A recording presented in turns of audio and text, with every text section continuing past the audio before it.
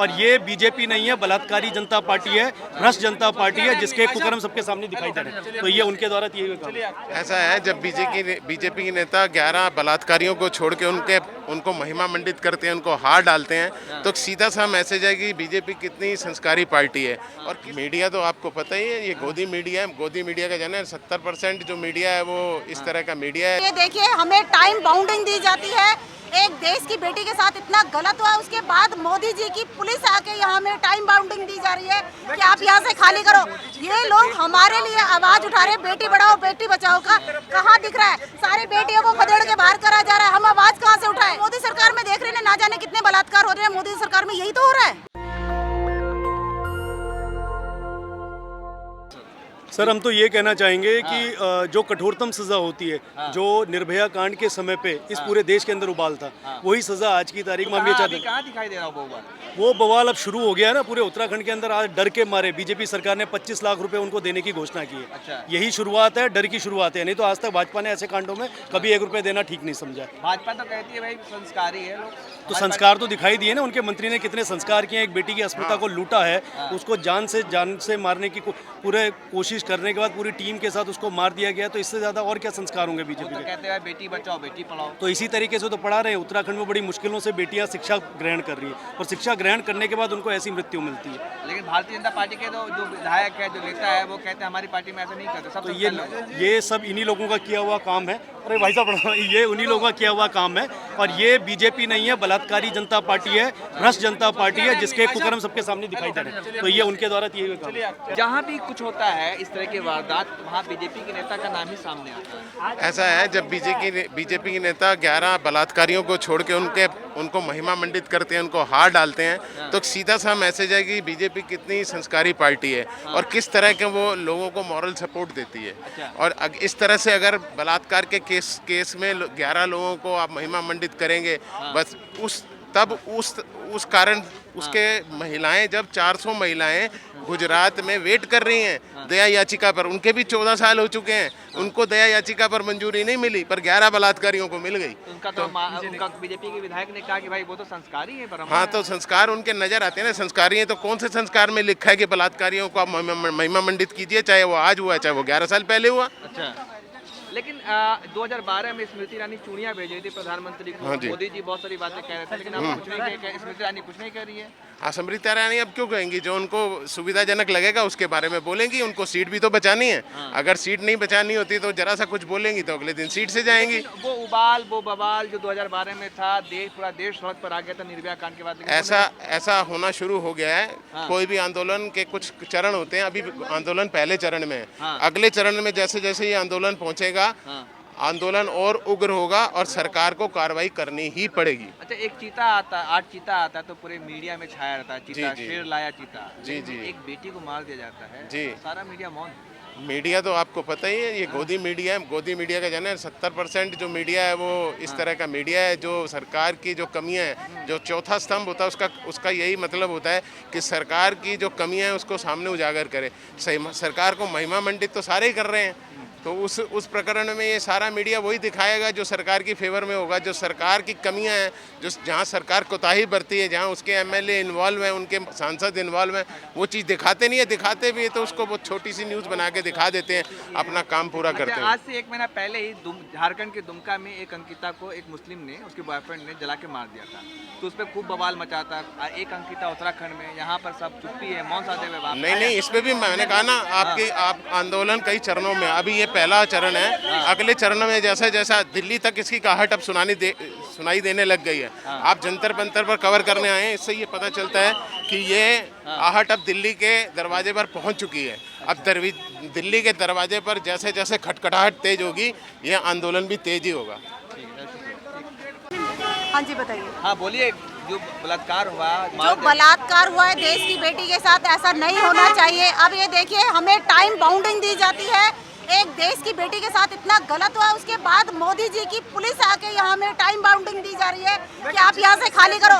ये लोग हमारे लिए आवाज उठा रहे, बेटी बढ़ाओ बेटी बचाओ का कहाँ दिख रहा है? सारी बेटियों को खदेड़ के बाहर करा जा रहा है, हम आवाज कहाँ से उठाएं? जो जंतर मंतर जैसी जगह में टाइम बाउंडिंग दिए, क्यों दिया टाइम बाउंडिंग? इन लोगों को हमारे साथ खड़ा होकर देश के लिए आवाज उठानी चाहिए। एक बेटी जैसे निर्भया कांड हुआ, ये दूसरा कांड आ रहा है। अच्छा, ठीक है, दूसरे ना जाने कितने कांड आ रहे हैं। अगर जो देश की बेटी एक आधी रात सुरक्षित नहीं हो सकती तो वो देश में कैसे अपनी आवाज को उठा सकती है? मोदी जी हो या अमित शाह तो कहते हैं कि रात के 12 बजे भी स्कूटी लेकर लड़कियां जाए, कोई दिक्कत नहीं है। अरे देश की बेटी को घर के अंदर जहां वो जॉब करती थी, जिस एजेंसी में वो जॉब कर रही है, वहीं उसका मर्डर होके उसको मार के बाहर फेंका गया है। तो कहाँ सुरक्षित है? वो तो उसका घर था। तो बाहर स्कूटी वाले को तो पता नहीं ना जाने कितने टुकड़े कर दिए जाएंगे। लेकिन ये खुद उत्तराखंड से तो नीलम जी कहते हैं हमारे हमारी साथ पार्टी है। में सारे संस्कारी लोग हैं। संस्कार दिख रहा है ना, 5 बजे के बाद ग्राउंड खाली करवा दिया जाता है। यहाँ सारी देश की बेटियां इकट्ठी है। अगर आपको देश की आवाज उठानी चाहिए थी तो यहाँ हमें बैठने की इजाजत देती, ना कि टाइम बाउंडिंग 5 बजे की इजाजत दी जाती। अच्छा, एक बात ये है कि स्मृति ईरानी जी महिला बाल विकास मंत्री है, उनका एक ट्वीट नहीं आता, कुछ बोलती नहीं, वो चुप्पी साथ। वो उन्होंने सिलेंडर के लिए दिया था। सिलेंडर जब बढ़ाया, दाम बढ़ाया तो वो बैठ गई धरने पे। आज वो बता दो कहाँ बैठी हैं? अच्छा, सोई है। अब तो सो रही है। जितने वीआईपी लोग हैं, जितने भी नेता हैं, जितने भी आला ऑफिसर हैं, किसी को कोई फर्क नहीं पड़ता। ना जाने देश में कितनी बेटियों के साथ बलात्कार हुए थे, उनको कोई फर्क नहीं पड़ता, क्योंकि उनके घर की खुद की बेटी नहीं होती, ये सिंपल घर की बेटी है। इसमें सिर्फ एक ही बात कहना चाहेंगे, इतने सारे महिलाओं के ऊपर अत्याचार हो रहे हैं, उसके बावजूद मोदी सरकार ने उनके कदम, कोई कठोर कदम नहीं उठाया अभी तक। उसके लिए हमें जंतर मंतर भी क्यों आना पड़ रहा है? जैसे ही उनको ये सूचना मिलती है कि पुलकित आर्या नामक व्यक्ति ने ये सब किया है, तुरंत क्यों नहीं उसको पकड़ के सजा मिल जाती है? उसके लिए हमें आंदोलन क्यों करना पड़ रहा है? आप सोचिए ना। अंकिता भंडारी है, उनके पिता कहते हैं कि भाई जो बुलडोजर चलाया गया है, जो रिजॉर्ट तोड़ा गया, वो सबूत मिटाया गया। क्या लगता है? बिल्कुल सही कह रहे हैं, सबूत मिटाया गया है। बिना सजा मिले ही आपने बुलडोजर चला दिया, उसके कमरे की जांच नहीं करी, ये जानने की कोशिश नहीं करी कि वो हादसा कैसे हुआ, उनके बीच में क्या बातचीत हुई। सारे सबूत तो उस कमरे में ही मौजूद थे। तो मौजूद जैसे निकालने से पहले ही बुलडोजर चला देने के कारण यही है। इसीलिए पुलकित आर्या इतने टाइम से, आप देखिए हफ्ता भर हो चुका है, अभी तक उसकी गिरफ्तारी तक नहीं हुई है। अच्छा, एक आरएसएस के नेता है, वो कह रहे हैं कि भाई लड़कियां आखिर 19 साल की लड़की जाती क्यों है जंगल में जॉब करने के लिए? पर लड़कियों कैरियर है, वो रिजॉर्ट खोला क्यों गया है फिर आप बताइए ना। उसके आप रिव्यूज देखिए, आप अगर गूगल में सर्च करें, मैंने भी परसों सर्च करा, उस होटल के रिव्यूज बताते हैं वो 5 स्टार 4 स्टार रिजॉर्ट्स में आता है, सारी सुविधाओं से संपन्न है, सेफ है, सिक्योर है। तो क्या लड़कियां जॉब करना भी बंद कर दें? आप तो हमें बॉयज, यहाँ सिर्फ बॉयज अलाउड है, यहाँ लड़कियां अलाउड नहीं है। तो क्यों जॉब क्यों दिया उन्होंने? अगर 19 साल की लड़की कोई मजबूरी में मजदूर, बाल मजदूर, देखिए कितनी बेटियां अपने सर के ऊपर बोझा ढोके काम करती है। तो देश में मोदी जी, अमित शाह जी और उत्तराखंड के गृह मंत्री ने लिख दिए कि 19 साल की बेटी को काम करने का अधिकार नहीं है, उनको सिर्फ घर में रहने का अधिकार है। 21 के बाद वो घर से बाहर निकले तो उनके घर में राशन पहुंचा दे, वो नहीं निकलेंगी, मजबूरी से निकली ना। बेटी पढ़ाओ बेटी बचाओ का क्या नारा रहेगा? सुरक्षित नहीं है। तो ये तो 2014 में कहा गया था बहुत हुआ महिलाओं पर अत्याचार, अब की बार मोदी सरकार। तो मोदी सरकार में देख रहे हैं ना जाने कितने बलात्कार हो रहे हैं। मोदी सरकार में यही तो हो रहा है, अच्छा, यही हो रहा है। लग रहा है कि आपको महिलाएं सुरक्षित नहीं है। अगर अंकिता को इंसाफ मिलेगा तब हम समझेंगे कि ये देश सुरक्षित है हमारे लिए। ना जाने पता नहीं कितनी ऐसी निर्भया, कितनी अंकिता ऐसी पैदा हो जाएंगी, और डे बाय डे हो रहा है। किसी का निकल जाता है, किसी को दबाया दिया जाता है। यही इस देश के अंदर चल रहा है, बाकी कुछ नहीं। अब इस देश में रहने से भी डर लग रहा है। ऐसा मोदी जी तो 15 अगस्त के दिन लाल किले से कहते हैं कि भाई महिलाओं का सम्मान कीजिए।